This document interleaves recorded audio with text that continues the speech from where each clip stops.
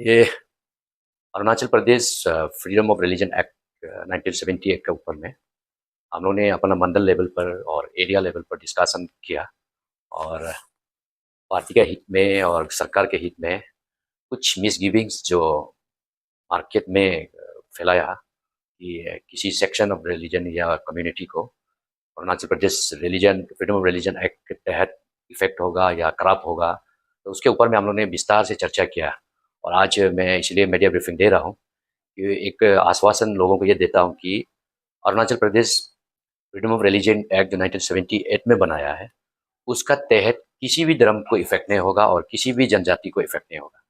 हमारा हाल ही में जो असेंबली मोशन ऑफ टैंक्स में और हमारे वो बजट डिस्कशन पर ये मुद्दा भी उठाया गया था।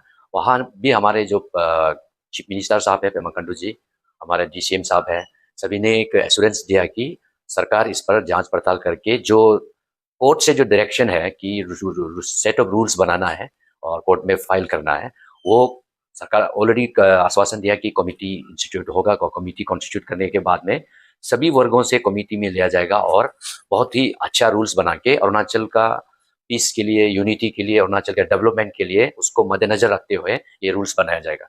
इसलिए हमारे पार्टी और हमारे सरकार का ये पब्लिक को आश्वासन है कि कोई थर्ड पार्टी का प्रोपोगंडा से, थर्ड पार्टी का मिस इंटरप्रिटेशन में ना जाए और हमारा पार्टी सभी वर्गों के हित के लिए काम करेंगे। और पर्टिकुलरली ये जो एक्ट बना है वो कोई पर्टिकुलर रिलीजन का में भी इफेक्ट नहीं है। और इसीलिए कोई कोई सेक्शंस ऑफ द पीपल जो सोचता है कि किसी पर्टिकुलर रिलीजन को टारगेट करके सरकार इस रूल्स को बनाएंगे, वही ऐसे नहीं होगा।